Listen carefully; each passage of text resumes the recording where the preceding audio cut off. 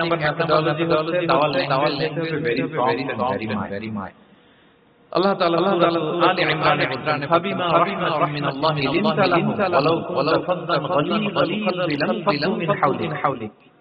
নবী হে আল্লাহর রহমতে আপনি কোমল ভাষী হয়েছেন। আপনি কোমল ভাষী না হয়ে যদি রূঢ় ভাষী হতেন তাহলে মানুষজন আপনার কাছ থেকে ভেগে পালাতো। কিন্তু আমরা দেখতাম সাহাবারা কাছে শুধু জড়ো হইতে দেখা করতেছে রাসূলকে ঘিরে রাখতো। এত পছন্দ করতো কোমল আচরণের কারণে। ইভেন ফ্যামিলিতে কোনো সমস্যা হলে অনেক সাহাবারা বলতেন ফ্যামিলির সাথে সমস্যা হলেও তারা রাসূলের কাছে আসতো। এমন কি কারো পেটে ক্ষুধা লাগলে তারা রাসূলের দরবারে চলে আসতো। তারা বলতো রাসূলের চেহারা তাকালেই আমাদের ক্ষুধা মিটে যেত। কি কোমল ভাষী ছিলেন, কত সুন্দর ল্যাঙ্গুয়েজ রাসূল কখনো যে কথা বলতেন না মাঝে মাঝে বলতো। বেশিরভাগ দাওয়া ছিল সফট এন্ড মাইল্ড। মাঝে মাঝে প্রেক্ষাপটের আলোকের অনেক সময় তেজস্বী জ্বালামি ভাষণ দিতেন। মনে হতো ব্যাটালিয়নকে কমান্ড করছেন। এটা মাঝে চেহারা লাল গড়গড় করতেন যুদ্ধের আগে। কিন্তু রেগুলার রাসূল কোমল ভাষায় কথা বলতেন। তাহলে এক নম্বরে যেটা জানলে আপনি দাওয়া মেন্টালিটি দাওয়া মোডে থাকতে চান, আপনার ভাষা হতে হবে শক্ত না নরম। কোমল কারো প্রতি আগ্রাসী হয়ে যেন আমরা কথা অ্যাটাকিং মোডে যেন বললেও শুনবে না। এটাই মানুষের নেচার। সফট ল্যাঙ্গুয়েজে বলতে হয়। ফেরাউন বলা হয় ভালোভাবে বলো। তো আমাদের আশেপাশে যারা তো মানি আরো এদেরকে নরম করে কি বলেন জি। এক নাম্বার গেল। দুই নাম্বার হচ্ছে দাওয়াকে ফলো হলে রাসূল যেটা করতেন শ্রোতাদের মনোযোগ আকর্ষণের জন্য উনি অনেক ধরনের জিনিস তিনি ব্যবহার করেন। যেমন একটা পদ্ধতি ছিল রাসূল মানুষের আকর্ষণ বৃদ্ধির জন্য মাঝে মাঝে ছুড়ে দিতেন অডিয়েন্সকে। Drawing attention of the listener by throwing question করার মাধ্যমে অ্যাটেনশন গ্রো। হাদিসের অনেক উদাহরণ পাওয়া যায়। একটা ছোট্ট হাদিস শেয়ার মুসলিমে রাসূল সাহাবাদেরকে বললেন ইন্না মিনাশ শাজারি শাজারাতান লা ইয়াসকুতু মাসালুহা মাসালুল মুসলিম। রাসূল জিজ্ঞেস করলেন তোমরা কি কেউ বলতে পারবা বৃক্ষরাজির মধ্যে একটা বৃক্ষ আছে মানে গাছের মধ্যে একটা গাছ এই গাছের কোনো পাতা ঝরে না। ওই গাছের পাতা কখনো ঝরে না। এর দৃষ্টান্ত হচ্ছে মুসলিমের দৃষ্টান্তের মতো। বলো তো হাদিসুনি মাহিয়া, বলো তো ওই গাছটা কি? কে বলতে পারো? আপনারা তো সবাই পেরে গেছে। সাহাবারা বলতে পারেন কারণ কি জানেন? একে তো আমরা জানি হাদিস স্টাডি করার কারণে। হাদিস স্টাডি না করলে আমরা বলতে পারবো আমাদের দেশে তো হয়। তো ওনারা কেউ বলতে পারে না। কারণ হচ্ছে তারা ভাবছিল প্রশ্ন যেহেতু করছে এটা যেন কঠিন কোনো গাছের নাম বলতে হবে। তো বাড়ির পাশে খেজুর গাছ, মদিনার অলিতে খেজুর গাছ ভর্তি, এইদিকে আর ওনাদের অ্যাটেনশন যায় না। ওনারা মরুভূমি ইয়ামানে, তারপর একেবারে ডেজার্টের মাঝখানে কি একটা গুল্মলতা কি গাছ আওরাচ্ছে মনে ভাবতেছে খেজুর গাছের কথা আমাদের জিজ্ঞেস করার কথা। আমাদের গাছ বাড়ির পাশের গাছ। কেউই আর বলতে পারে নাই। এরপর রাসূল সাল্লাল্লাহু আলাইহি ওয়াসাল্লাম যখন দেখলেন সবাই অপারগ বললেন ইন্নাহা নাখলা, এটা হচ্ছে খেজুর গাছ, ডেট প্লান্ট। তো আব্দুল্লাহ ইবনে উমর রাদিয়াল্লাহু তাআলা বাড়িতে যাওয়ার পরে বাবাকে বাবা আজকে যে রাসূল প্রশ্ন করে দিলেন আপনারা পারলেন না কিন্তু আমি পারতাম। তোমার ফারুক বলো তুমি পারতা, বললা না আমি আজ প্রশ্ন দিতে পারলে তো রাসূলের সামনে আমার সামনে এত বড় হয়ে যেত। মানে লাল আরবরা আমি একটু বেশি খুশি হতাম। তখন উনি বললেন যে পারতেছেন না, অন্যান্য বয়স্ক পড়াবার পারতেছে না, মুরব্বীরা কেউ বলে নাই আমি বিনয়ের উত্তরটা দেই নাই, কিন্তু আমি জানতাম যে এটা খেজুর গাছ। তাহলে দেখেন রাসূল ইসলাম অ্যাটেনশনটাকে ড্র করার জন্য প্রশ্ন ছুড়ে দিতেন। আপনারা তো মানে প্রশ্ন ছুড়াই আপনাদের কাজ, কি অবস্থা, শরীরটা কেমন, পেট ঠিক আছে কিনা, ঘুম হয় কিনা, তখন প্রশ্ন আপনাদের কাছে গেলে জিজ্ঞেস করে যে হজম হয় কিনা, তারপর ঘুম আসে কিনা, এই হয় কিনা, অনেক প্রশ্ন। এইভাবে আস্তে আস্তে প্রশ্নের ছলে আপনি দাওয়াত দিতে পারেন। রাসূল সাল্লাল্লাহু আলাইহি ওয়াসাল্লাম দাওয়াত মেথড দুইটা বলে ফেললাম। একটা হচ্ছে দাওয়াত অনেক শক্ত নাকি, হ্যাঁ, নরম সফট এন্ড মাইল্ড। দুই নাম্বার হচ্ছে প্রশ্ন ছড়ি দিয়ে শ্রোতাকে আকর্ষণ করা, মনোযোগ। তিন নাম্বার ভিজুয়াল এক্সপ্লেনেশন এটা করতেন যাতে করে আরো সহজে বোঝানোর জন্য। এটা আপনারা করেন। রাসূল সাল্লাল্লাহু আলাইহি ওয়াসাল্লামের দাওয়াত জিন্দেগিতে দেখা যায় প্রায় সময় কিছু ভিজুয়াল এক্সপ্লেনেশন নিয়ে সাহাবাদের সাহাবারা to get a better idea of the issue আরো ইজিলি যেমন একবার রাসূল সাল্লাল্লাহু আলাইহি ওয়াসাল্লাম অনাথদেরকে যারা দেখভাল করে তাদেরকে মর্যাদা বোঝাতে যে দুই আঙ্গুল করে এবার বললেন যে আনা কাফিলুল ইয়াতিল জান্নাতি কাহাতাইন, অর্থাৎ আমি এবং এতিমের রক্ষণাবেক্ষণকারী এভাবে কাছাকাছি বেশি হয়ে থাকে। এই দুইটা আঙ্গুলের মাঝখানে খুব একটা নাই, গ্যাপ নাই, একেবারে কাছাকাছি নেই ফিঙ্গার, রাইট? আমি এবং এতিমের রক্ষণাবেক্ষণকারী এইভাবে বড় হয়ে থাকে। ভিজুয়াল দেখছেন এই যে দাওয়ার মধ্যে ভিজুয়াল করতে হবে যাতে করে তারা বুঝতে করেছে।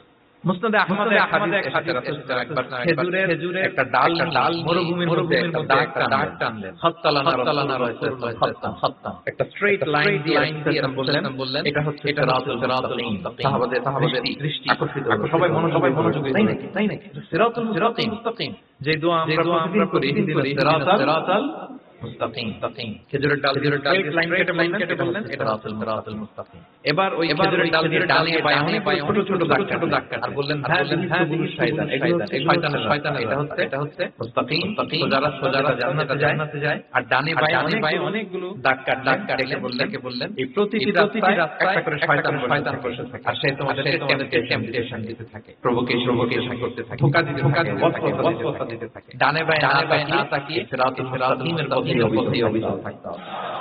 তাহলে দেখেন মরুভূমির মাঝখানে তখন তো আর এলইডি প্রজেক্টর ওইটাই ব্যবহার করতেন। আমরা এটা করতে পারি। খেজুরের ডাল মরুভূমির মধ্যে দাগ কেটে সাহাবীদেরকে ভিজুয়াল এবং সাহাবারা সহজে বুঝতে পারলেন কোনটা শয়তান। এভাবে ভিজুয়াল এক্সপ্লেনেশন ইউজ করতেন। আমরা বিশ্বাসীরা যে ভাই আমাদের সম্পর্ক যে কত দৃঢ় এটা বোঝাতে যে একবার বললেন আল মুমিনু লিল মুমিনি কাল বুনিয়ান, বিশ্বাসীরা তাদের সম্পর্ক কাল বুনিয়ান, একটা সুদৃঢ় প্রাচীরের মতো, সীসার ঢালা প্রাচীরের মতো, ইয়াশুদ্দু বা'দু বা'দা, যেটার এক পাশ আরেক পাশকে মজবুত করে, strengthening one part the other, এক পার্ট মজবুত করে। যেমন বিল্ডিং এদিকে ভেঙে গেলে এটা নড়বড়ে হয়ে যাবে। তিনি বুঝালেন যে সুদৃঢ় প্রাচীরের মতো বিশ্বাসীদের সম্পর্ক। এটা বলে সাফাকা বাইনা ডান হাতের বা হাতের ভেতরে বললেন যে এরকম মজবুত। সুবহানাল্লাহ। এই যে এই হাতের চাপ দিলে চাপ হয় না, মজবুত হয় না। রাসূল সাল্লাল্লাহু আলাইহি ওয়াসাল্লাম আমাদের বন্ধের সুদৃঢ় সীসা ঢালা প্রাচীরের। আল্লাহু আকবার। তাহলে এই যে ভিজুয়াল ইসলাম বোঝানোর জন্য এই যে এরকম দাগ কাটা এইভাবে হাদিসের অনেক সময়ের টাইম কনস্ট্রেইন্টের কারণে অল্প কয়েকটা নিয়ে আসলাম। তাহলে এটা একটা দাওয়াত বোঝানোর কত ইজিয়েস্ট ওয়েতে তিনি অডিয়েন্স পৌঁছাতে পারেন প্রয়োজনে ভিজুয়াল এক্সপ্লেনেশনের সহায়তা। কয়টা গেল মেথোডোলজি? তিনটা। 4 নাম্বার হচ্ছে গ্রাজুয়ালিটি, ধীরে ধাপে দাওয়া কাজ করা। এটা তো আমরা ভুল করি। আমরা অনেক সময় রাশিং মেন্টালিটি তাড়াহুড়ো। একজন ভাই দিনে ফিরছে, আগে হয়তো নাস্তিক ছিল, প্র্যাকটিস করত না, এখন সে প্র্যাকটিস করছে। এই সুযোগ পেয়ে আমি তারে বলা নামাজ পড়তে হবে, রোজা রাখতে হবে, যাকাত হালাল হারাম আমার সম্ভব। ও বলবে ভাই আগে যাচ্ছিলাম ওইটাই ভালো, এতগুলো মানতে পারবো না। এই যে আপনি চিন্তাকে ভাগালেন, আপনার দাওয়া মেথোডোলজি জানা না কারণে ভাগালেন। একসাথে আপনি এত কথা বলবেন না। নতুন যখন কেউ দিনে ফিরে তাকে আপনি একসাথে এত কথা বলবেন না। নতুন যখন কোনো বোন ইসলামে আসতে তাকে আপনি কঠিন করে বলবেন না। উপরে আমাদের বোনরা আছে, তাদেরকে আমি সহজ করে বলেন। প্রথমে নামাজের কথা বলেন, নামাজ পড়তে যতটুকু পারো। প্রথমে হয়তো পারবে না, এক দিয়ে শুরু করবে, এরপর আস্তে 5 ওয়াক্ত যাবে। এরপর শালীন পোশাকের কথা বলেন, শালীন পোশাক পরো, সিকিউরিটির জন্য ভালো। সেটাতে অবশ্যই তাকে হিজাবের দাওয়াত দিতে, হিজাবের নিকাবের দাওয়াত দিতে। এইভাবে গ্রাজুয়ালি ধাপে একসাথে কঠিন করে দিনকে উপস্থাপন করা যাবে। দাওয়া gradual process. Gradually, beginning with the most important issue first, তারপর যেটা ইম্পর্টেন্ট ধাপে ধাপে আপনি তাকে বলবেন। আপনারা নিশ্চয়ই সবাই মদ হারাম হওয়ার স্টেপগুলো জানেন না? কয়বার হারাম হয়েছে? তিনবারে। ويسألونك عن الخمر والميسر قل فيهما إثم كبير ومنافع للناس وإثمهما أكبر من نفعهما। প্রথমে বললেন মদে কিছু উপকার আছে, এটার গুনাহ বেশি, কিন্তু সামান্য উপকার আছে। তো মানুষ সচেতন হয়ে গেল যে না এটা গুনাহ ক্ষতি, সাবধান হইতে হবে। মদ খাওয়া কমায় দিল। আচ্ছা, এরপর বলা হলো ওয়ালা তাকুমু সালাতা ওয়া আনতুম সুকারা, মাতাল হয়ে অবস্থায় নামাজে যেও না। কারণ কোন এক সাহাবী নামাজে তেলাওয়াত করলেন, অর্থ চেঞ্জ হয়ে গেল। ফলে দিনে 5 বার মদ খাওয়া যাবে না। এই দিয়ে তাই বোঝা যায়, তাই না? 5 বারের জন্য সাবধান হয়ে গেল, আরো তারা অভ্যস্ত হয়ে গেল। এরপরে নাযিল হলো ইন্নামাল খামরু ওয়াল মাইসিরু ওয়াল আনসাবু ওয়াল আযলামু রিজসুম মিন আমালি শাইতানি ফাজতানিবুহু। মদ, জুয়া, ভাগ্যলিপি এগুলো শয়তানের কাজ, বেঁচে থাকে। সবাই মদিনার ঘরের ভেতরে মদগুলো ভেঙে সব মদিনার অলিগলি সুবহানাল্লাহ। কারো কষ্ট হয়নি, কারণ ধাপে হারাম করা হয়েছে। কেউ যদি চেইন স্মোকার থাকে, আপনি যদি বলেন যে হারাম, কালকে থেকে একটা পারবে, ও তো মারা যাবে, ও সব বাদ দিতে পারবে না। তো কি করবেন? তাকে আপনি অল্প করে একটু করে ছাড়ো। এই যে রমজান আসতেছে, সারাদিন তো করতেই পারবে না, রাতে 2-3টা করে খায়, বেশি খায় না। মানে ছাড়ানোর জন্য বলতে যে 10টা খায়, তারা যদি আপনি 2টা খাইতে বলেন, দাওয়াই কমাইতে বললেন, সিগারেটের প্রতি তার উৎসাহিত করতেছি না। চেইন স্মোকার ও 10টা ছাড়া হয় না প্রতিদিন। তো রমজানে আপনি তারা সারাদিন না খেয়ে রাতে 1-2টা বা 3টা গেল। প্রথম দশকে এরপরে 2টা, তারপর দশকে 1টা। যে একটা খায় তারপরে তেলে ছেড়ে দেবে, কি বলেন? এইভাবে গ্রাজুয়ালি তাকে ছাড়ানোর জন্য করতে হবে। তাহলে এই গ্রাজুয়ালিটা দরকার। আমি হাদিস থেকে একটা উদাহরণ দেই, শুনুন। রাসূল সাল্লাল্লাহু আলাইহি ওয়াসাল্লাম মুআয ইবনে জাবাল রাদিয়াল্লাহু তাআলা কে ইয়ামানের গভর্নর করে পাঠালেন। তো তখন তাকে বললেন যে মুআয, ইন্নাকা তা'তি কওমান মিন আহলিল কিতাব, তোমাকে এমন একটা এলাকার গভর্নর করে পাঠাতে, তারা কিন্তু আহলি কিতাব, people of the books, Jews and Christian community. তারা ইহুদি খ্রিস্টান। তো তাদেরকে দাওয়াত দিবা, কিভাবে দিবা? তিনি বললেন শাহাদা লা ইলাহা ইল্লাল্লাহ ওয়া আন্না মুহাম্মাদার। প্রথমে দাওয়াত দিবা তাওহীদ আর-রিসালাত। আওয়াজ করে বলেন, প্রথমে কিসের? তাওহীদ আর-রিসালাত। আচ্ছা, ফাইনহুম আতাউ লিযালিক, তারা যখন এটা মেনে নেয়। আরবিটা খেয়াল করেছেন অর্থটা? ফাইনহুম আতাউ লিযালিক, তাওহীদ রিসালাত যদি মেনে নেয়, তাহলে 5 ওয়াক্ত নামাজের দাওয়াত দিও। 5 ওয়াক্ত নামাজে যখন তারা অভ্যস্ত হয়ে যায়, ফাইনহুম আতাউ লিযালিক, যখন তারা এটাও মেনে নেয়, তখন তাদেরকে যাকাতের আদেশ করো। সুবহানাল্লাহ। দেখেন ধাপে ধাপে একবারে সবগুলো বিধান একবারে শেয়ার করতে। প্রথমে তাওহীদ রিসালাত মেনে নিলে, সালাত মেনে নিলে, যাকাত ধাপে। তাহলে একবারে কেউ নতুন যখন দিনে ফিরেছে, একবারে তার ঘরে চাপিয়ে দিবেন আপনি। কি করবেন? গ্রাজুয়াল ধাপে আমরা এই দাওয়াতকে তাদের দেওয়ার চেষ্টা করব। এটা খুব ইফেক্টিভ, ফলপ্রসূ হবে। আচ্ছা, 4টা কাভার। 5 নাম্বার হচ্ছে দাওয়ার মধ্যে ইমোশনাল ইন্টেলিজেন্স করতে হবে। তাহলে এটা মোর ইফেক্টিভ হবে। মানে আপনি মানুষের আবেগ নারী দাওয়াত দিতে পারেন। এটা তার শুদ্ধাচারের জন্য অনেক ইমোশনাল ইন্টেলিজেন্স, আবেগ ইমোশনকে আপনি ট্রিগার আপ ওইটাতে আপনি টাচ করবেন। তাহলে সে একেবারে কাবু হয়ে গেছে। অনেক সময় ইমোশনাল ইন্টেলিজেন্স কাজে লাগিয়ে তার আবেগ যদি এমন ভাবে নাড়া দিয়েছেন, তাকে আল্লাহ তাআলা হিদায়াতের রাস্তায় নিয়ে এসেছেন। সুবহানাল্লাহ। একটা ছোট্ট উদাহরণ দেই। মুসনাদ আহমদ হাম্বলের হাদিস। কিভাবে ইন্টেলিজেন্স আমি ইউজ করতে পারি, আবেগ অনুভূতি কিভাবে নাড়া দিতে পারি। এক যুবক এসে সাহাবাদের সামনে রাসূল সাল্লাল্লাহু আলাইহি ওয়াসাল্লামকে বললেন, ইয়া রাসূলুল্লাহ, ইযান লিজিনা, আল্লাহর রাসূল জিনার অনুমতি দেন। নাউযুবিল্লাহ। কিসের? জিনা মানে ব্যভিচারের অনুমতি দেন। ব্যভিচার বা জিনার অনুমতি দেন। আশেপাশের সাহাবারা তো রেগে আগুন। فأقبل القوم عليه فزجروه, সবাই তাকে দৌড়তে গেল, থমকাতে মা আমরা যেটা বাংলায় বলি, আরবিতে ওনারা কি বলে মা ছি।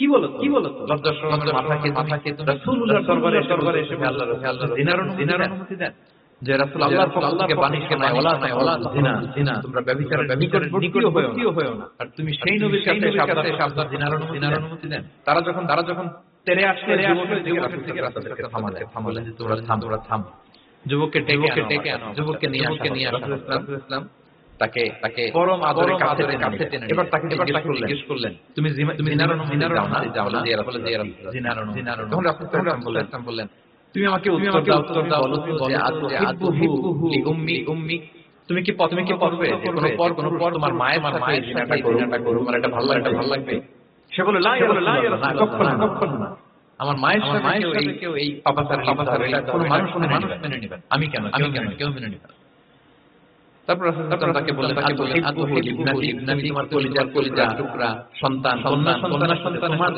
সন্তান কেউ এই পাপ কাজটা করে তুমি মেনে নিবে পছন্দ করো সে বলল লা ইয়া রাসূল কখনো আমার মেয়ের সাথে কেউ এই কাজ করে কখনো না রাসূল আবার শুকনোবানে জর্জরিত আবার আতুহিব্বুহু লিউম্মি তুমি কি তোমার প্রিয় বোনের সাথে কেউ এটা পাপাচার জিনা করো পছন্দ করবে তোমার বোনকে কেউ এরকম করবে অপমান করবে চাইবে বলে কখনো লা ইয়া কখনো কেউই তো পছন্দ তখন রাসূল বললেন তুমি যা জিনার চাইছো কারণ না কারো বোন তুমি এভাবে কেন ভাবতে পারো সুবহানাল্লাহ এই কথা বলার পরে তো সে একেবারে এমন হয়েছে লজ্জা হয়ে মাথা নিচু করে দাঁড়ায় তখন রাসূল ইসলাম তার পিঠে একটা আলতো চাপড় পরম মমতায় আলতো চাপড় দিয়ে দোয়া আল্লাহু যামবা ওয়া তাহহির কলবা ওয়া হাসসিন ফারজা আল্লাহ তুমি যুবকের পাপ আল্লাহর অন্তরটাকে পরিশুদ্ধ করো আল্লাহ চরিত্রটাকে নিষ্পাপ এই হাদিসে রাবি বলতেছেন ফালাম বা'দা যালিকা ইয়াতা ওই দিনের পর থেকে কখনো কোন পরনারীর দিকে রাস্তায় তাকায় না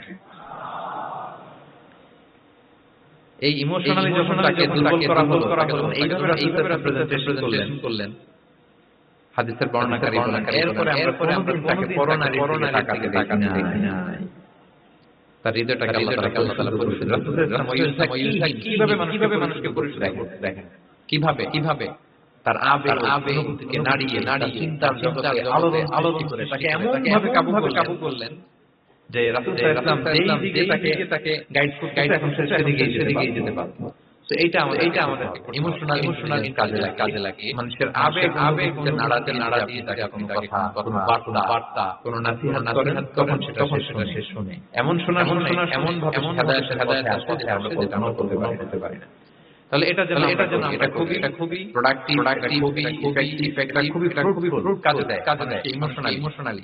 ইমোশনালি তাকে দাওয়া এই পয়েন্টটা বুঝতে সবাই না আলহামদুলিল্লাহ 6 নাম্বার মেথোডোলজি হচ্ছে দাওয়া should be full of love দাওয়া বলতে এটা লাভ ভালোবাসা যদি আপনি দাওয়া বলেন এখানে লাভ থাকতে হবে ইট কামস উইথ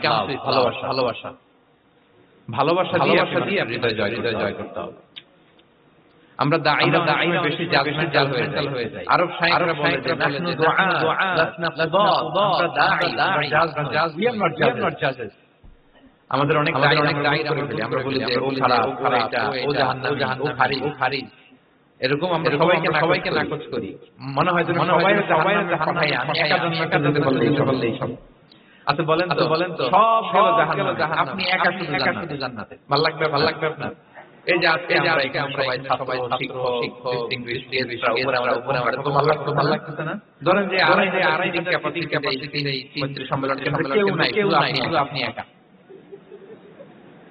এই বিশাল হলে কেউ নাই আপনি একা ভালো লাগবে তো সবাইকে জাহান্নামে পাঠিয়ে শুধু আমি জান্নাতে গেলে এটা আমার ভালো লাগবে না ওই জান্নাত তো আমরা কিভাবে আমাদের দলকে ভারী করতে পারি এই চেষ্টা বেশি হবে কি বলেন তাহলে দাওয়া শুড বি লাভ কারণ ভালোবাসা দিয়ে যা জয় করা যায় কঠোরতা দিয়ে করা যায় না ভালোবাসা দিয়ে আপনি যেটা করতে পারবেন কঠোরতা দিয়ে করতে পারবেন আসুন আমরা হাদিস থেকে সিরাত থেকে শুনি আল্লাহর হাবিব সাল্লাল্লাহু আলাইহি ওয়াসাল্লাম মসজিদে নববীতে বসে আছেন সাহাবাদের, হঠাৎ এক বেদুইনের আগমন। বেদুইন মানে যার মধ্যে নগর জীবনের নিয়ম কানুন সে দেখেনি, জানে না, বুঝে না, সিভিলাইজ যেটা বলতে ভদ্রতা, ম্যানার এটা সে শিখেনি। এরকম এক বেদুইন অনেক দূর পল্লী থেকে মদিনার মসজিদে কিন্তু সে ইসলাম ধর্ম মুসলিম। তো মসজিদে ঢুকে সে 2 রাকাত নামাজ এসে যে রাসূলকে সালাম দিবে ওই কার্টিসিটাও নাই।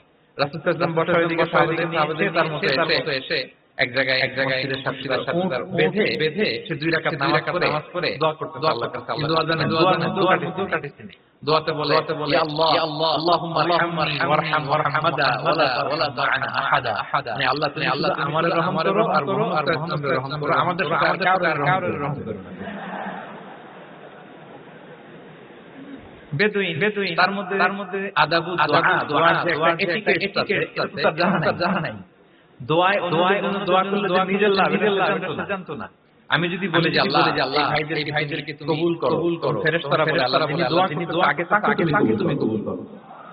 কেউ অসুস্থ আমি যদি বলি আল্লাহ আমার এই ভাইকে তো করো, আল্লাহ ফেরেশতারা বলে যিনি দোয়া করলেন আগে তার গলায় থাকলে আগে তাকে সুস্থ করো। এই যে দোয়ার আদাব দোয়া এটা সে জানতো। সে দোয়া করতে আল্লাহুম্মা আরহাম মুহাম্মাদা ওয়ালা তারহাম শুধু আমারে রহমত আর কাউরে। তো রাসূল সাল্লাল্লাহু আলাইহি ওয়াসাল্লাম দূর থেকে দেখতেছেন এই দোয়া বলতেছেন যে হায় রে প্রত্যেক জিনিসকে সে সংকীর্ণ বানায় ফেললো। আল্লাহর কাছে রহমের কমতি বা ঘাটতি আছে নাই। সে দোয়াকে সবাইকে করতে পারত। তো রাহমাতুল লিল আলামিন আল্লাহর হাবিব সাল্লাল্লাহু আলাইহি ওয়াসাল্লাম বুঝতে পেরেছেন যে এই বেদুইন তার কাছে নাই। তো তিনি ফলো করতে লাগলেন লোকটা দোয়াটা করে এবার যে মসজিদের এক কর্নারে বসে ওখানেই পেশাব করার শুরু করলো। মানে কোনো নিয়ম তার জানা নাই। তো তাকে পেশাব করতে দেখে বাকি লোকেরা তাকে ধরতে গেল মারতে গেল। বলতে দাউ রাখো আর কাজ সারতে দাও, ওকে ওর কাজ সারতে দাও। কারণ আপনারা এটা ভালো জানেন যে ওয়াশরুম সারা অবস্থায় যদি কেউ বাইরে ডাকছে তাহলে অবস্থা খারাপ। ঠিক কিনা বলেন? কেউ টয়লেট ওয়াশরুমে তখন যদি আপনি জোরে নক করেন এটা তার ক্ষতি, কারণ আগে তাকে ওটা পাস করতে হবে স্মুথলি। এটাও একটা এটিকেট। কেউ ওয়াশরুমে গেল, আমাকেও যেতে হবে। আমি যে বারবার না করে পায় তারা করতে পারি, একটু হালকা শব্দে কাশে দিতে পারি। আমি যে বাইরে আছি ওয়েটিং আউটটাকে বুঝাতে পারি। কিন্তু অনেকে যে কি করে ধাম করা যখন শুরু করে ওই রূপ করে তারা অবস্থা টাইট। এটা যেন আমরা না করি। এই শিক্ষাটা কিন্তু হাদিস থেকে পাই। রাসূল বলেন দাউ রাখো ছাড়ো। ও তো এখন করতে ইউরিন পাস রাখো ছাড়ো আগে পরে ডিল করি। তো সবাইকে থামালেন ও সারলো। এবার রাসূল বললেন এবার তোমরা যে ওয়াহারিফু আলা বাউলিহা জিলান মিম্মা যে মসজিদের নবীর বালুর শুকিয়ে যাবে। বললেন যে পেশাব করার জায়গা পানি ঢেলে দাও। সাহাবারা দিল। আর এই বেদুইন লোকটার কাছে টেনে যে তাকে খুব ভালোবাসা দিয়ে বললেন কি তোমার থেকে আসছে সব খবর নিয়ে বললেন তুমি যে এখানে নামাজ পড়লা পরে আবার এই কাজ সাল্লাহ। তুমি কি জানো আল্লাহ জিকির করা হয়। এটা আমাদের ইবাদত। এখানে আমরা রবের জিকির করি, তার কাছে ফরিয়াদ করি। সবাই কমিউনিটি সবাই কমিউনিটি মদিনার সবাই নারী নির্বিশেষে আমরা এসে এখানে আল্লাহ ফরিয়াদ করি, দোয়া কোরআন তেলাওয়াত। এটা আমাদের ইবাদত। এইখানে কি করা তোমার ঠিক হলো? সে তো লজ্জায় কাঁদে ক্ষমা চাই। সুবহানাল্লাহ।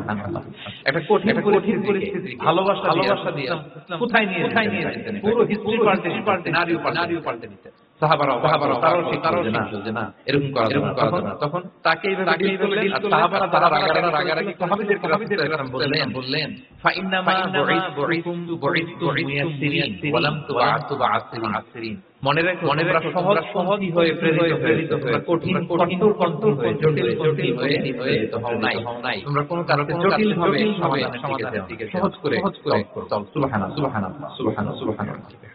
তাহলে দেখেন ভালোবাসা দিয়ে রাসূল ওই যেভাবে আদব শিক্ষা হৃদয় জয় কঠোরতা দিয়ে পারা যেত। বলেন তো পারা যেত না। তো 6 নাম্বার দাওয়া মেথডোলজি হলো দাওয়া should be full of love. Full of well wishes, আপনি শুভকামনা, ভালোবাসা, এটা দিয়ে আপনি মানুষের হৃদয়ে জায়গা পাবে, কঠোরতা দিয়ে। আরেকটা ছোট্ট উদাহরণ দেই। সুমামা ইবনে উসাল রাদিয়াল্লাহু তাআলা আনহু, উনি ইয়ামামার অধিপতি ছিলেন। রাসূল সাল্লাল্লাহু আলাইহি ওয়াসাল্লাম হত্যা করতে গোপনে কি করতে হত্যা করতে বলেন সবাই হত্যা করার জন্য এসেছিলেন। কিন্তু দুর্ভাগ্য হত্যা করতে এসে ধরা পড়ে গেছে সাহাবীদের হাতে। হত্যা করতে সুমামা ইবনে উসাল। তো সাহাবীরা তাকে ধরে মসজিদে নববীর পিলারের সাথে বেঁধে রাখলো। বেঁধে রাসূল সাল্লাল্লাহু আলাইহি ওয়াসাল্লামকে ডাকলো। তারা বলল যে ইয়া রাসূলুল্লাহ, দেখেন ইয়ামামা থেকে সুমামা ইবনে উসাল আপনাকে হত্যা করবার জন্য তাকে আমরা ধরে ফেলেছি। আমরা বেঁধে রাসূল সাল্লাল্লাহু আলাইহি ওয়াসাল্লামের কাছে যে খোঁজ খবর নিলেন প্রথম দিন। এবং তার আমরা যথারীতি দাওয়াত দিলেন। ফিরে এসে সাহাবাদের তোমাদের ঘরে ভালো রুটি আছে, কালেকশন, আটা পিষে রুটি বানাতে হবে। একজন বলল এটা সুমামাকে দিয়ে আস। তো দিয়ে আসলো। আরেকজন বলল ভালো খেজুর আছে কার কাছে? এক সাহাবী বললেন আমার বললেন যাও এটা সুমামাকে দিয়ে আসটা। এরপরে যে আবার ইসলামের সৌন্দর্য, হ্যাঁ, মাহাসিন শরিয়াত বিউটি অফ ইসলাম, এটা তুলে ধরলেন। ইসলামের যৌক্তিকতা তুলে ধরলেন। সে অবাক হতে লাগলো। যুদ্ধবন্দীদের সাথে মুহাম্মদ এবং তার অনুসারীরা এরকম করে। সে তো যুদ্ধবন্দী, এত সুন্দর আচরণ। তাকে আবার শীতল বাণীগুলো আহ্বান করে বাড়িতে এসে এবার নিজের উট আছে, উটকে যে পালে সে রাখালকে উটে দুধ দহন করে তাকে দুধ দিয়ে আসে। সুবহানাল্লাহ। আসছিল কি করতে? হত্যা করতে। তো তাকে ওটা গরম দুধ দিয়ে পেট ভরে। তৃতীয় দিন এবার ইসলাম যে ইসলামের ভবিষ্যৎ, ইসলাম মানলে যে জায়গা যাবে, এগুলো সব এবং তাকে আরো অনেক মেহমানদারি আপ্যায়ন করলেন। 3 দিন যখন ইসলামকে প্রেজেন্ট করলেন, আপ্যায়ন ভালো আছে, সে অবাক হয়ে গেল। আল্লাহ তাআলা তাকে নূর দিয়ে আলোকিত করে দিলেন। 3 দিন পর সাহাবীদেরকে ডেকে বললেন যাও সুমামা ইবনে উসালের হাত পা রশি দিয়ে বেঁধে রেখেছো, ছেড়ে দাও, রশিগুলো খুলে দাও। সাহাবারা বলেন কি আর খুনি, সে সুযোগ পেলে অ্যাসাসিনেট করত। তার হাতের রশি আপনাকে মেরে ফেলবে। আল্লাহ রাসূল বললেন না, আমি যা জানি সেটা বলেছি তাই করো। মসজিদে নববীর পিলারের সাথে বেঁধে রেখে খুলে দাও, হাত পা খুলে দাও। আল্লাহর হাবিব নির্দেশ মোতাবেক সাহাবারা হাত খুলে দিলেন। সুমামা ইবনে উসাল কারো সাথে কথা না বলে তো ইয়ামামা ফিরে গেলেন, কোনো শহরেও গেলেন না। তিনি মদিনা থেকে অনেক দূরে একটা বাগান কুয়া আছে। উনি যে ওই কুয়ার পানি গোসল করলেন। গোসল করে পবিত্র হয়ে মসজিদে নববীতে ফিরে আসলেন। আর এসে দিলেন আশহাদু আল্লা ইলাহা ইল্লাল্লাহ ওয়া আশহাদু আন্না মুহাম্মাদার রাসূলুল্লাহ। সুবহানাল্লাহ। তিনি বললেন যে আমি সাক্ষ্য আল্লাহ তাআলা আপনি আরো সাক্ষ্য যে মুহাম্মদ আপনি আল্লাহর বান্দা রাসূল। এবার তিনি বললেন মুহাম্মদ আপনার চেহারার চাইতে অপছন্দের চেহারা পৃথিবীতে আর দ্বিতীয়টা আমার ছিল না, কিন্তু আজকে পর থেকে আপনার চেয়ে প্রিয় চেহারা প্রিয় কোনো চেহারা আমার কাছে নাই। ইসলামের চেয়ে অপছন্দনীয় ধর্ম আমার কাছে, কিন্তু আজ ইসলামের চেয়ে পছন্দনীয় ধর্ম আমার কাছে নাই। মদিনার চেয়ে অপছন্দের শহর আমার কাছে ছিল না, আজ মদিনার প্রিয় শহর আমার কাছে নাই। সুবহানাল্লাহ। উনি গমের বড় ডিলার, গম ব্যবসা করতেন। উনার থেকে গম নিয়ে মক্কায় মুশরিকরা চলতো। তিনি ঘোষণা দিলেন আজকে আমার এলাকা মক্কায় যাবে। এবার মক্কাবাসী বিপদে, গম ছাড়া তারা খেতেও পারবে না। তারা আল্লাহর চিঠি লিখে পাঠালেন, মুহাম্মদ তোমার এই অনুসারী যদি গম না দেয় আমাদের অবস্থা খারাপ। তুমি দয়া করে গমের সাপ্লাই আবার চালু করে তুমি একটু বলে দাও। আল্লাহ আবার সুমামা ইবনে উসালকে বলে দিলেন আবার সাপ্লাই চালু করো। সুবহানাল্লাহ। এবং তিনি প্রথম তালবিয়া করে উমরা করে। তাহলে দেখেন আসলো খুনি হয়ে, আসলো কি হয়ে খুনি হয়, ফিরে গেল হয়ে। সুবহানাল্লাহ। এটা কিভাবে সম্ভব হয়েছে? উদার ভালোবাসা। তাহলে আপনি যদি দাওয়ার কথা বলেন আমাকে, দাওয়া ফুল অফ লাভ। কারণ ভালোবাসা দিয়ে যা জয় করা যায়, কথা দিয়ে সেটা পারা যায়। 7 নাম্বার হচ্ছে রাসূল সাল্লাল্লাহু আলাইহি ওয়াসাল্লাম কাউকে কারেকশন চাইতেন, কখনো তাকে অপমান করতেন না, অন্যের সামনে তার নাম নিতেন না। নাম না নিয়ে তাকে শুধরে দিতে, এটা দাওয়ার একটা মেথড হলো। কেউ কোনো ভুল কাজ করলে তার নাম ধরে লজ্জিত। আমরা কিন্তু অনেক সময় করি না অন্যের সামনে মানুষকে কারেক্ট করি, ঠিক না, the way he correct others, কিভাবে অন্যকে কারেক্ট নাম উল্লেখ করতেন। আমরা এটা অনেক ভুল করি। আমি এজন্য লজ্জিত। আমাদের দাওয়া ইউটিউব খুললে দেখবেন যে অনেক ছিল করছে। তার নাম তাকে ছোট করা, তাকে খারিজ করা, তাকে নাকচ করা, সে জাহান্নামী, কাফের, সব ঠিকাদারি নিয়ে বসে আছে। আর বাকি যা সব খারিজ। এইটা দাওয়ার সাথে যায় না। বরং কেউ যদি কোনো ভুল কিছু বলে, আপনি মনে করেন যে তার এটা আমার তো ঠিক, আপনার নিয়ম সঠিকটা প্রচার কর। তাহলে কেউ যদি ভুল করে থাকে তারও টনে বাকিটা জেনে যাবে। এটা হচ্ছে দাওয়া। এটি কখনো নাম ধরে সামনের সামনে মানুষের সামনে তাকে লজ্জা তাকে কারেক্ট করবে। এটা হচ্ছে রাসূলের বৈশিষ্ট্য। আসুন আমরা সিরাত থেকে দেখি, হাদিস থেকে দেখি। আল্লাহর হাবিব সাল্লাল্লাহু আলাইহি ওয়াসাল্লাম উনি রাতে দিনে কি আমল করতেন এগুলো জানার জন্য তিনজন সাহাবী রাসূল সাল্লাল্লাহু আলাইহি ওয়াসাল্লামের স্ত্রীদের কাছে গেলেন। যে জিজ্ঞেস করলেন যে আপনারা আমাদেরকে বলুন যে রাসূল সাল্লাল্লাহু আলাইহি ওয়াসাল্লাম রাতে কি আমল, দুপুরে কি আমল, বিকেলে কি আমল করে। তো আমাদের আম্মা জানেরা প্রিয়তমা স্ত্রীরা বললেন রাতে তাহাজ্জুদ, দুপুরবেলায় তেলাওয়াত, এই সময় নফল নামাজ, এই সময় এটা করে। আল্লাহর হাবিব সাল্লাল্লাহু আলাইহি ওয়াসাল্লাম পুরো আমলের ফিরিস্তি যখন শোনানো হলো তাদের কাছে এটা কম মনে হলো পরিমাণে। তারা ভাবছিল হয়তো আরো বেশি করে। তখন তাদের একজন বলল, আরে আইনা রাসূলুল্লাহ, কই রাসূল কই আমরা। রাসূল সাল্লাল্লাহু আলাইহি ওয়াসাল্লামের ব্যাপারে আল্লাহ বলেছেন কদ গুফিরা লাহু মা তাকাদ্দাম মিন যামবিহি, আগের সব গুনাহ মাফ। আদৌ তো ওনার কোনো গুনাহই নাই। তারপরে স্ট্যাটাস হচ্ছে আপনার আগের সব গুনাহ মাফ। তো তারা বলল যেই মহান ব্যক্তি নবীর আগের সব গুনাহ মাফ বলে ঘোষণা দেওয়া হয়েছে, তার সাথে তো আমাদের তো বেশি হবে। রাসূল সাল্লাল্লাহু আলাইহি ওয়াসাল্লাম এই জন্য এই স্ট্যান্ডার্ড মেইনটেইন করে না। এরকম করলে তো আমরা মাফ পাবো না আল্লাহর কাছে। ভালো চিন্তা থেকেই তারা ভাবতে আমাদের আমল কম হয়ে যাবে, বাড়াইতে হবে। কথা ভিন্ন। আমাদের কি করতে হবে? একজন বলল আজকে থেকে আমি সারা রাত ঘুমাবো না। নিয়ত করে আমি সারা রাত নফল নামাজ এশার পর থেকে যে নফল হবে ফজর পর্যন্ত ঘুমটাম নাই গেল। আরেকজন বলল আমি সারা বছর রোজা রাখবো, কালকে থেকে যে রোজা ধরবো আর ভাঙবো না সারা বছর। আরেকজন বলল আমার স্ত্রী আছে, আমি স্ত্রীদের কাছে যাব। আমি এখন থেকে সন্ন্যাসী, বৈরাগী জীবন যাপন করব। আমি আর নারীর কাছে যাচ্ছি না। তো এই ঘোষণা যখন তারা দিয়ে এটা রাসূল সাল্লাল্লাহু আলাইহি কান পর্যন্ত আল্লাহর হাবিব সাল্লাল্লাহু আলাইহি ওয়াসাল্লাম শুনে রাসূল সাল্লাল্লাহু আলাইহি ওয়াসাল্লাম এটা অপছন্দ করলেন, কারণ রাইট ভুল করতেছে। একটা ভরা মজলিসে বললেন আনতুমুল্লাযীনা কাযা ওয়া কাযা, শুনলাম তোমাদের কে নাকি এমন বলছো। সুবহানাল্লাহ। তিনি বলতে পারেন এই আব্দুর রহমান স্ট্যান্ড আপ, এই দাঁড়াও, তুমি নাকি এটা বলছো, এটা লজ্জা সবার সামনে লজ্জা পেতে। উনি এটা না করে কাজ হাসিল বললেন আনতুমুল্লাযীনা কাযা ওয়া কাযা। অনেক বর্ণনা পাওয়া যায়, মা বালু আকওয়ালিন ইয়াফআলুনা কাযা ওয়া কাযা, মা বালু আকওয়ামিন ইয়াকুলুনা কাযা ওয়া কাযা। তাদের কি হলো? তারা এমন বলে। তাদের হলোটা কি? তারা এমন বলে। এইভাবে সুধরে দিতেন। তো বললেন তোমাদের কেউ নাকি এটা বলে এই ওই তিনজনের তো টনাটন রয়ে গেছে।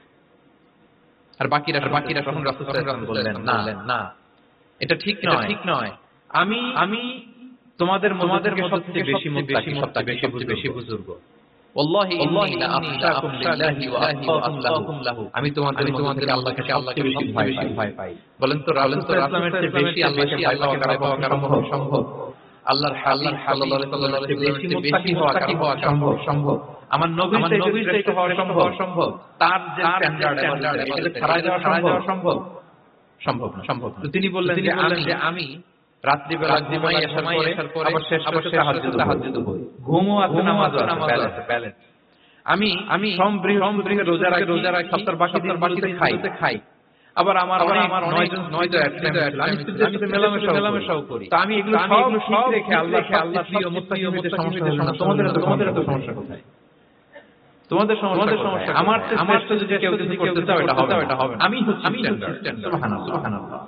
দেখেন এইভাবে যখন বললেন দিলেন যে তোমরা কে জানি নিয়োগ করছো সেটা ভুল করে বরং শুদ্ধ হবে এটা ওই তিনজনের টনক নড়ে গেছে, তারা শুধরে নিয়েছে, আর বাকিরা সঠিক নির্দেশনাটা জেনে গেল। তাহলে ওনাদের কারেকশন করা হয়ে গেছে অলরেডি, বলেন তো ওনারা যে ভুল করছে কারেকশন হয়েছে কিনা, কিন্তু তাদেরকে অপমান করা হয়েছে। এই ভুলটা আমরা অনেক সময় করি। অন্যের সামনে নিজের ছেলেকে নিজের স্ত্রীকে বন্ধুকে অন্যের সামনে এইভাবে আমরা যেন কারেক্ট না করি। কাউকে সংশোধন করতে চাইলে আল্লাহ সাল্লাল্লাহু আলাইহি ওয়াসাল্লাম আমরা এটা হচ্ছে এক নাম্বার শিক্ষা। আরেকটা শিক্ষা হচ্ছে ব্যালেন্স লাইফস্টাইল। ব্যালেন্স আমরা জানলাম। অনেকে মনে করে আমার পরিচিত কয়েকজন লোক আছে তারা সামাজিক কিনা জানি না, আমার কাছে শোনায় হুজুর আমি সারা বছর রোজা রাখি। আমি বলছি আপনাকে সারা বছর রোজা রাখা নিষেধ, এটাকে সামনে এটা নিষেধ। বরং সবচেয়ে বেশি যদি কেউ রাখতে চায় বলতে তাহলে সামুল্লাহি দাউদ আলাইহিস সালামের রোজা। এর চেয়ে বেশি একদিন রাখবা আরেকদিন রাখবা, আজকে রোজা রাখতে কালকে রাখবা, এরপরের দিন রাখবা এরপরের দিন ভাঙবে। এর চেয়ে বেশি লাগাতার রোজা রাখা নিষেধ। লাগাতার 6 মাস সারা বছর এটা না জানার কারণে। তাহলে এই যে ব্যালেন্স লাইফস্টাইল এটা আমরা জানলাম। কাউকে কিভাবে শুধরে দিতে হবে, কারেকশনের ওয়ে এটা আমরা জানলাম। আরেকটা হচ্ছে ইসলাম যে combination of material and spiritual life এইটার একটা তথ্য আমরা জানলাম। আপনার এই দুনিয়াও লাগবে, আখিরাতও লাগবে। আপনি সব ছেড়ে দিয়ে শুধু আল্লাহর গেলে ওটা ইসলাম শেখায় না। ইসলাম যে আমাদের ফরিয়াদ শেখায়, প্রার্থনা শেখায়, রব্বানা আতিনা ফিদ দুনিয়া হাসানা ওয়া ফিল আখিরাতি হাসানা ওয়া কিনা আযাবান নার। হে আল্লাহ দুনিয়াতেও হাসানা দেন, আখিরাতেও আখিরাত না দুনিয়া। রব্বানা আতিনা ফিল আখিরাতি হাসানা ওয়া ফিদ দুনিয়া হাসানা, এরকম নাকি রব্বানা ফিদ দুনিয়াটা আগে, দুনিয়াটা আগে। সো ব্যালেন্স এই ভারসাম্য রাখাটা আমি আলোচনা করেছি মানে ভারসাম্যপূর্ণ ব্যালেন্স অ্যাপ্রোচ। এটা আমরা হাদিস থেকে শিখতে পারি। আমাদের অনেক ঘাটতি আছে, অনেক স্কলার কিন্তু তার মধ্যে ভারসাম্য পরিমিতি বোধ ভারসাম্য ব্যালেন্স লাইফস্টাইল এটা অনেকে এটা বছরের পর বছর সাধনা করতে হয়, অ্যাডপ্ট করে নিতে হয় নিজের সাথে। তাহলে 7 নাম্বার হচ্ছে কাউকে শুধরে দিতে চাইলে কিভাবে শুধরে দিবেন এটা আমরা সবাইকে লজ্জা দিয়ে দেওয়া যাবে। তাহলে কৌশলে তাকে শুধরে দিতে হবে। পারা যাবে ইনশাআল্লাহ। 8 নাম্বার হচ্ছে এটা দায়ীদের অনেক বড় সেটা হচ্ছে আমরা যে দাওয়া দেই এটা খেয়াল রাখতে হবে। আমি যা সবার আগে আপনার নিজের মধ্যে আমরা অনেক সময় এটা করে ভালো একটা হাদিস কোরআনের আয়াত শুনলে মনে করলে এই সবার এটা বাদ এখান থেকে শুরু, লাইনটা এইখান থেকে যারা সবাই আমি এটার বাইরে। দেখুন যার সাথে কথা বলে তার কিভাবে ডেভেলপমেন্ট আত্মশুদ্ধাচার এগুলো নিয়ে খালি বলি সমস্যাতে ভাই জানেন শেষ হয়ে গেল দেশটা। তারপর রাজ সমস্যা, সমাজে হুজুরদের মধ্যে সমস্যা, ওদের মধ্যে শুধু সমস্যা মানে সব জায়গায় সমস্যা দেখতে পায়। কিন্তু বেসিক্যালি আপনি যখন সমস্যা কথা বলবেন সবার আগে খেয়াল যায় ওই সমস্যায় আমি আক্রান্ত কিনা। আমরা কেন যেন অন্যকে কাঠগড়ায় দাঁড় করাতে বেশি করি, কিন্তু নিয়ম হচ্ছে নিজেকে বারবার দাঁড় করানো যে আমি ঠিক করতেছি কিনা, আসলে আমার শুদ্ধাচার আছে কিনা, আমার লেনদেন কিনা, আমি সততা ডু আই বিলিভ লাইফ, আমি যা করি কিনা। এটা অনেক সময় আমরা ভুলে যাই। আমরা যা আগে আমরা নিজে আমল তৌফিক দান করুন। আল্লাহ তাআলা বলছেন ইয়া আইয়ুহাল্লাযীনা আমানু লিমা তাকুলুনা মা লা তাফআলুন, কেন তুমি সেটা বলো যেটা তুমি করো না, কেন সেটা বলো। তো আমরা যদি দাওয়া করতে চাই, আমি যে দাওয়াটা বা নসিহত বা বার্তাটা সবার আগে যেন নিজের দিকে ওই তীর যেন নিজের দিকে থাকে, যে না এটা আগে তোমার জন্য, আগে তুমি পালন করো, পাশাপাশি এটা যেন আমরা করি। আল্লাহর হাবিব ইসলামের জীবনে যদি আমরা দেখি আপনি যা বলতেন নিজে আগে বেশি করতেন। আল্লাহু আকবার। উনি ইবাদতের কথা বলতেন, আল্লাহর সামনে সঁপে দেওয়ার কথা বলতেন। আর নিজে কিভাবে সঁপে দিতেন দেখেন, তিনি যখন দোয়া করতেন নিজেকে ছোট করতে তিনি আল্লাহর বলতেন, আল্লাহুম্মা ইন্নী আবদু ওয়া ইবনু আবদিক ওয়া ইবনু আমাতিক নাসিয়াতি বিয়াদিক। হে আল্লাহ দাস, আল্লাহ আমি দাসের দাস, দাসীর ঘরের দাস। মানে আমার পিতা আব্দুল্লাহ আপনার দাস, আমার মা আমিনা আপনার দাসী। তো আমরা সবাই আপনার গোলামের ঘরের গোলাম। এর চেয়ে ছোট নগণ্য করে কি আর আল্লাহ পেশ করা যায় বলেন? এরপর তিনি বলতেন নাসিয়াতি বিয়াদিক, আল্লাহ মাথার ঝুঁটি আপনার হাতের মুঠোয়। মাথার ঝুঁটি হাতের মুঠোয় মানে কি? আপনি ডানে যেতে পারবেন, বাঁয়ে মানে আমার আল্লাহ সব সঁপে দিলাম আপনার কাছে। কিভাবে নিজেকে তিনি সঁপে দিতেন? তাহাজ্জুদের সালাতে যখন রাতে দাঁড়াতেন, আমাদের আয়েশা রাদিয়াল্লাহু আনহা বলেন, দাঁড়িয়ে থাকতে পা দুটো ফুলে যেত এরকম। খুব কষ্ট হতো আল্লাহ রাসূলের। তো আমাদের আয়েশা ইয়া রাসূলুল্লাহ কদ গুফিরা লাকা মা তাকাদ্দামা মিন যামবিকা ওয়া মা তাআখার। আল্লাহ তো বলেছেন সব গুনাহ মাফ। গুনাই তো নাই, তাও সব গুনাহ মাফ। এত কষ্ট নিজের দেহের কেন দেন? আল্লাহ বলেন আফালা উহিব্বু আন আকুনা আবদান শাকুরা। হে আয়েশা, এটা ঠিক আল্লাহ আমাকে মর্যাদা দিয়েছেন, আমি শুকরগুজার বান্দা তাই বলেন। আল্লাহর নিয়ামতে যে আমি ভেসে বেড়াই, আল্লাহর নিয়ামতে যে আমি আছি, আল্লাহর অনুগ্রহের কারণে যে আমার সে আল্লাহকে নিজেকে পেশ করব না। আমি কি শুকরগুজার হব না? আমার রোলটা তো আমাকে প্লে করতে হবে। আমাকে তো উজাড় করে আমার নিয়ামত করতে হবে। দেখেন, শুধু বলতেন না, করে দেখাতেন। রাতের সালাতে কিয়ামুল লাইল করতেন, কাঁদতে দাড়ি ভিজে যেত। কাঁদতে হাত্তা বাল্লাল আল্লাহ হাত্তা বাল্লা লিহিয়াতিহি হাত্তা বাল্লা হাজারা। কাঁদতে জুব্বা ভিজে সিজদায় পড়ে যখন কাঁদতে জমিন ভিজে এইভাবে নিজেকে আল্লাহ তাআলার সামনে পেশ করতেন। সো আমরা যারা দাওয়াত করে কাজ করি, এটা খুব পিচ্ছিল পথ, খুবই পিচ্ছিল। আমাদের খেয়াল রাখতে হবে আমি যা বলি আমি করি কিনা। এটা দায়ী চ্যালেঞ্জিং। সে নিজে একটা লাইফ লিড করা, তার নিজের সততা থাকা, নৈতিকতা থাকা, মোরালিটি, এর ভ্যালিউজ আমরা বলি, ওই ভ্যালিউজ আমাদের থাকে। আল্লাহ তাআলা তৌফিক দান করুন। আমরা পড়ি আমিন। 9 নম্বরে হচ্ছে কনসিডারেট। রাসূল খুবই কনসিডারেট ছিলেন। এটা খুব গুরুত্বপূর্ণ। খেয়াল করে শুনুন। কনসিডারেট মানে খুব বিবেক সম্পন্ন ব্যক্তিত্ব, খুব বিবেক সম্পন্ন। আমাদের অনেকের মধ্যে কাজ করেন। আল্লাহ he was a man of senses. 6টা সেন্স কাজ সুবহানাল্লাহ। কথা বলতেছেন ওদিকে সব একটা গ্লেন্স মেইনটেইন করতেন। সুবহানাল্লাহ। এই উচ্চ বিবেক সম্পন্ন হতে হবে দায়ীদের। রাসূল নামাজ পড়াচ্ছেন, বাচ্চার কান্নার আওয়াজ ছোট করে দিতেন। একেবারে শর্ট করে সিজদা রুকু যতটুকু না হলেই করে নামাজ। জিজ্ঞেস করা হলো কেন? বললেন যে আমি দেখলাম ছোট বাচ্চা কাঁদছে, বাচ্চার মায়ের কষ্ট হয়ে যাচ্ছে পেছনে। বাচ্চাটাকে সামলাতে মহিলাদের প্রেয়ার হলে মাটার কষ্ট হচ্ছে। এজন্য আমি নামাজটা শর্ট করে দিই। সুবহানাল্লাহ। আমরা নামাজে দাঁড়িয়ে হুঁশ নাই, কি হচ্ছে না হচ্ছে। আপনার সব খেয়াল রাখতে হবে কি হচ্ছে। এবারে লিডার দাঈ, আপনাকে এটা খেয়াল রাখতে হবে। উচ্চ বিবেক সম্পন্ন লোক ছিলেন।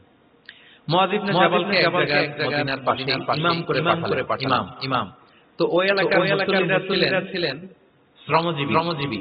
কি শ্রমজীবী। ওনারা দিয়ে পানি নিয়ে খেজুর গাছে পানি সেচ দিত। খুব কষ্ট করে সারাদিন।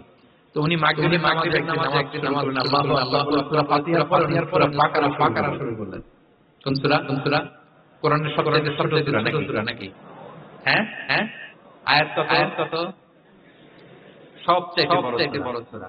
তো উনি হয়তো একটা মানে চিল মোডে আছেন, একটা খুব ভালো মোডে আছেন, ইবাদতের মোডে আছেন। ওনার আবেগ থেকে উনি বাকারা শুরু করে তেলাওয়াত করে মজা পাচ্ছেন। পিছনে মুসল্লিরা শ্রমজীবী সারাদিন খেতে খামারে খেজুর বাগানে কাজ করে ওনারা নামাজ নামাজ ছেড়ে দিয়ে নিজেরা নামাজ পড়ে আল্লাহর বিচার এমন এক ইমাম হিসেবে পাঠালেন। উনি মাগরিবের নামাজ বাকারা দিয়ে।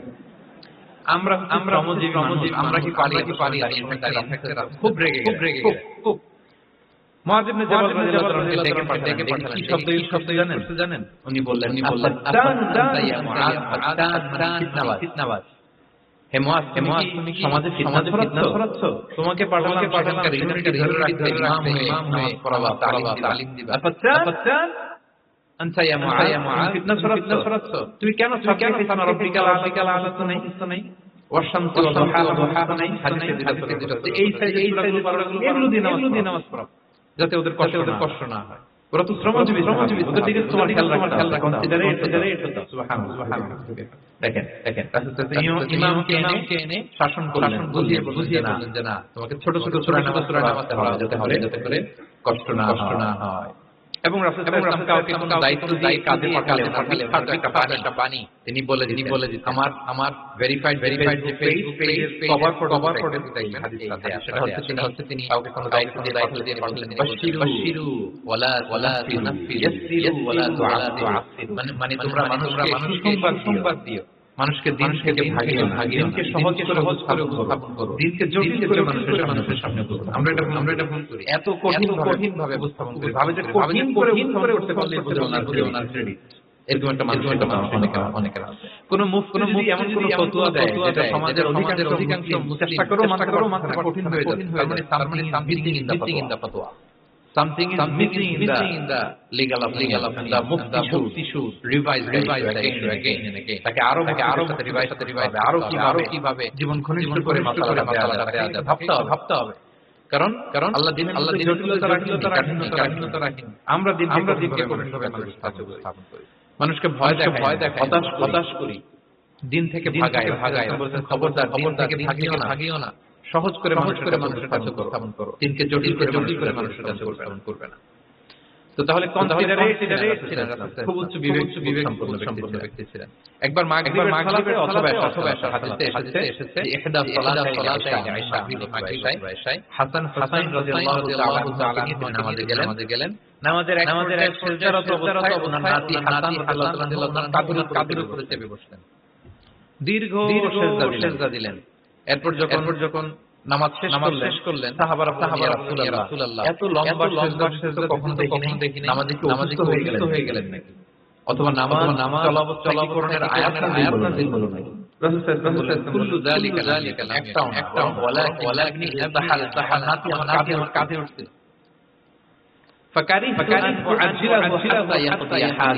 আমি সিজদায় উঠে গেলেই তো ও যে খেলতেছে ডিস্টার্ব হয়ে যাবে। তো যতক্ষণ না ওর খেলা শেষ না হয় আমি ওয়েট করতেছিলাম। তার খেলাধুলা শেষ হয়ে তার সময় যখন নেমে গেছে আমি তখন মাথা উঠিয়েছি। কি কনসিডারেট ছিলেন দেখেন, কি উচ্চ বিবেক সম্পন্ন, অন্যের যাতে কষ্ট না হয়, অন্যের সব তিনি খেয়াল রাখতেন। তো দাঈদের সিক্স সেন্সের অধিকারী হওয়ার চেষ্টা করতে হবে। আল্লাহ তাআলা আমাদের তৌফিক দান করুন। কয়টা গেল? 9টা। আর একটা সর্বশেষ, এটা খুব গুরুত্বপূর্ণ, আপনাদের সাথে খুব রিলেভেন্ট। সেটা হচ্ছে প্রপার টাইমিং দাওয়ার জন্য টাইমিংটা খুব গুরুত্বপূর্ণ। প্রপার টাইমিং এটা পার্ট করবে। আর যদি সময় মতো না হয় এটা কাজ করবে। প্রপার টাইমে দাওয়াটা দেওয়া, সঠিক সময়ের অপেক্ষা করা, যখন সেই সময়টা তখন দাওয়া দেওয়া। বুঝতে পেরেছেন না ব্যাপারটা? একটা ছোট্ট উদাহরণ দেই। এক ইহুদি কিশোর রাসূল সাল্লাল্লাহু আলাইহি ওয়াসাল্লামের খেদমত করত। ইহুদি কোন ধর্মের কিশোর বলেন তো? ইহুদি কিশোর প্রায় আসতো রাসূল সাল্লাল্লাহু আলাইহি ওয়াসাল্লামের কাছে আসতো, রাসূল সাল্লাল্লাহু আলাইহি ওয়াসাল্লামের সেবা করত। তাকে কখনো দিনের দাওয়াত দেন। ছেলেটা ইহুদি, কিন্তু তার সামনে কখনো দিনের দাওয়াত তিনি দেন নাই। একদিন দেখে যে ওই ছেলে আসে না, লাগাতার কয়েকদিন ওই ছেলে আর আসে না। তখন রাসূল সাল্লাল্লাহু আলাইহি ওয়াসাল্লাম খোঁজ নিলেন যে কি হয়েছে। তখন রাসূল সাল্লাল্লাহু আলাইহি ওয়াসাল্লাম শুনতে পেলেন ছেলেটা অসুস্থ। ছেলেটা কি অসুস্থ। আল্লাহর হাবিব সাল্লাল্লাহু আলাইহি ওয়াসাল্লাম তার বাসায় গেলেন, যে দেখলেন ছেলেটা বিছানায় পড়ে কাতরাচ্ছে, পাশে ছেলেটার বাবা। রাসূল সাল্লাল্লাহু আলাইহি ওয়াসাল্লাম তার মাথায় হাত বুলিয়ে দিলেন, তার খোঁজ খবর নিলেন। এবার রাসূল বললেন আসলিম, মানে ইসলাম গ্রহণ করো। ফানাযারা ইলা ওয়াজহি আবি, ছেলেটার বাবার দিকে তাকালেন, আব্বা কি বলে। বাবা যেহেতু দাঁড়ায় আছে, ফানাযারা ইলা ওয়াজহি আবি, বাবার চেহারার দিকে মুহূর্ত ছেলেটা বাবার চেহারার দিকে তাকালো। তো বাবা বলল আবুল কাসিম যা বলে তাই শুনুন। রাসূল সাল্লাল্লাহু আলাইহি ওয়াসাল্লাম বড় ছেলে কাসিম বলে ওনাকে আবুল কাসিম বলে ডাকা। আমাদেরও তো বড় ছেলে বা বড় মেয়ের নাম ধরে ডাকে না। ধরেন যে আপনার বড় ছেলের নাম আব্দুল্লাহ, আপনারা বলে আব্দুল্লাহর বাবা। রাসূল সাল্লাল্লাহু আলাইহি ওয়াসাল্লামকে মদিনায় বলা হতো কাসিমের বাবা। তো ছেলেটা বাবার চেহারার দিকে তাকালো, বাবা বলল আপনি আমি আবুল কাসিমের অনুসরণ করো, যা বলে তাই শুনো।